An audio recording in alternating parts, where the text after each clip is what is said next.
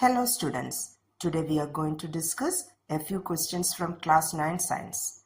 Topics: chapter Structure of Atom, Neutrons, how are electrons distributed in different orbits, and valency. Chapter Gravitation, Free Fall, Mass and Weight, Thrust and Pressure, Buoyancy, and Archimedes Principle. Chapter Improvement in Food Resources, Introduction, Improvement in Crop Yields up to Nutrient Management.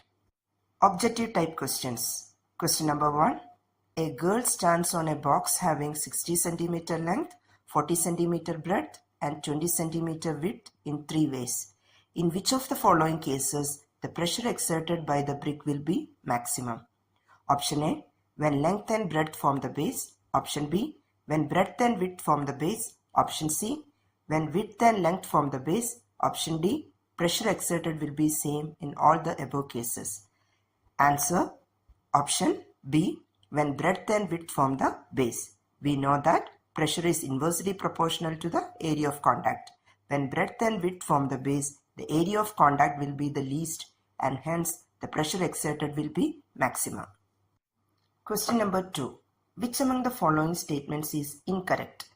Option A, the acceleration due to gravity at the center of the earth is 0. Option B, a body weighs more at the equator than at poles. Option C, the acceleration due to gravity is independent of the mass of the object. Option D, if the mass of a body is 60 kg on earth, its mass on the moon will be 60 kg. Correct answer is option B, a body weighs more at the equator than at poles. We know that acceleration due to gravity is more at the poles than at the equator. So a body will weigh more at the poles than at the equator. Question number 3. Which among the following statements is incorrect? Option A, the white revolution contributed to increased milk production. Option B, increasing food production without compromising environmental quality is called sustainable agriculture. Option C, the green revolution contributed to increased fish production. Option D, all the above. The correct answer is option C, the green revolution contributed to increase fish production. We know that the green revolution contributed to increase food grain production and not fish production. Question number 4. Hybridization refers to 1. Crossing between genetically dissimilar plants. 2. Crossing between two different species of the same genus. 3. A way of incorporating desirable characters into crop varieties. 4. Introducing a gene that would provide the desired characteristic. Option A, 1 and 2 only. Option B, 1 and 3 only. Option C, 1, 2 and 3 only. Option D, all 1, 2, 3 and 4. Correct answer is option C, 1, 2 and 3 only. Introducing a gene that would provide the desired characteristic results in genetically modified crops. Question number 5.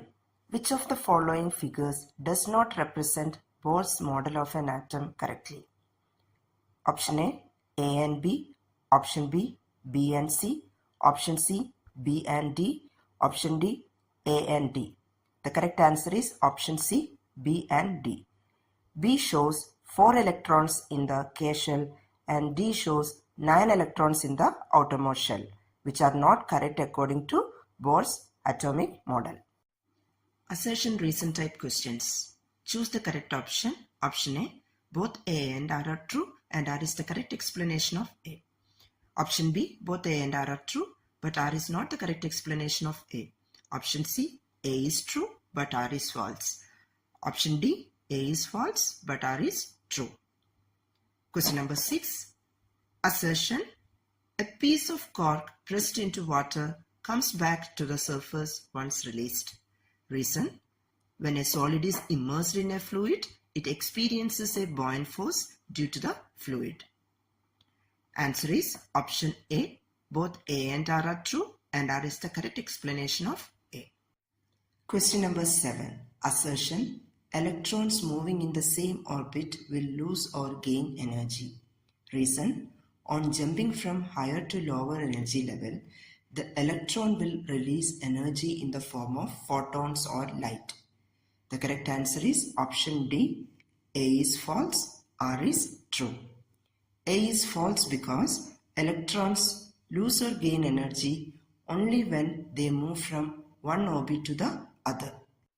Question number 8. Assertion: tallness and profuse branching are desirable characters for cereals. Reason: developing varieties of desired agronomic characters help give higher productivity. Answer: option D. A is false, R is true. Because dwarfness is the desired character in cereals. Subjective type questions. Question number 9. A. State Archimedes principle. B. The volume of 50 gram of a substance is 20 centimeter cube. If the density of water is 1 gram per centimeter cube, will the substance float or sink in water? Answer: A. Archimedes' principle states that when a body is immersed fully or partially in a fluid, it experiences an upward force that is equal to the weight of the fluid displaced by it. B. We know that density is equal to mass per volume. Here, the density of the substance is equal to 50 gram divided by 20 centimeter cube, which is equal to 2.5 gram per centimeter cube, which is greater than the density of water, that is 1 gram per centimeter cube. So, the substance will sink in water. Question number 10. Draw the schematic representation of the distribution of electrons and mention the valency of the following elements. A. Calcium. B. Nitrogen. Answer: A. Schematic representation of calcium is shown below. The atomic number of calcium is 20. Its electronic configuration is 2, 8, 8, 2. Valency is 2 because it has 2 electrons in the outermost shell and it can lose these electrons to achieve an octet. B. The schematic representation of nitrogen is shown below. Its atomic number is 7. Electronic configuration is 2, 5. Valency is 3 because it has 5 electrons in the outermost shell and needs 3 more electrons to achieve an octet. Question number 11. How do plants get nutrients?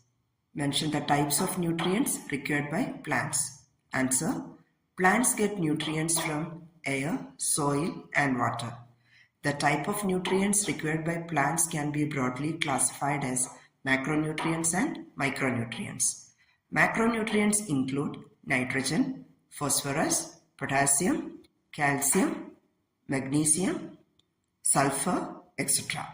Micronutrients include iron, manganese, boron, zinc, copper, molybdenum, chlorine, etc.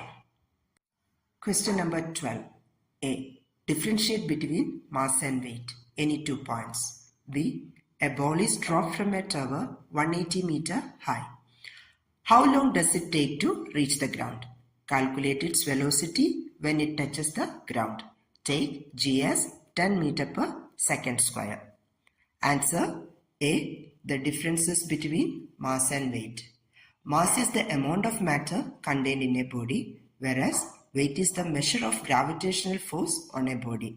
Mass is always constant, while weight varies according to the gravitational force. Mass is a scalar quantity, but weight is a vector quantity.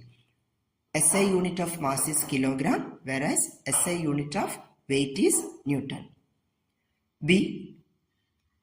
Here, motion is in one direction, that is in downward direction. So we can take downward direction as positive. So here, the displacement S is equal to 180 meter.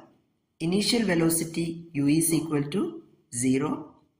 Acceleration due to gravity we should take as 10 meter per second square.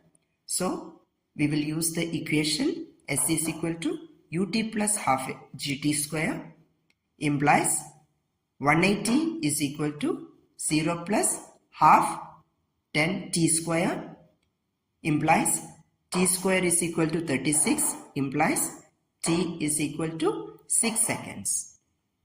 Final velocity v is equal to u plus gt, implies V is equal to 0 plus 10 into 6 implies V is equal to 60 meter per second. So it will take 6 seconds to reach the ground, and when it touches the ground, its velocity will be 60 meter per second. Question number 13. Briefly explain the Bohr-Berry scheme for the distribution of electrons in different shells. Answer. The distribution of electrons into different orbits of an atom was suggested by Bohr and Berry. The following rules are followed for writing the number of electrons in different energy levels or shells. Rule 1. The maximum number of electrons present in a shell is given by the formula 2n square, where n is the orbit number or energy level index 1, 2, 3, etc. Hence, the maximum number of electrons in different shells are as follows. First orbit or K shell, it will be 2 into 1 square, that's equal to 2. In second orbit or L shell, it will be 2 into 2 square, that is equal to 8. In third or M shell, it will be 2 into 3 square, that is equal to 18 electrons. In fourth orbit or N shell, it will be 2 into 4 square, that is equal to 32, and so on. Rule 2. The maximum number of electrons that can be accommodated in the outermost orbit is 8. Third rule. Electrons are not accommodated in a given shell unless the inner shells are filled, that is, the shells are filled in a stepwise manner. I hope this video is useful to you all. Thanks for watching.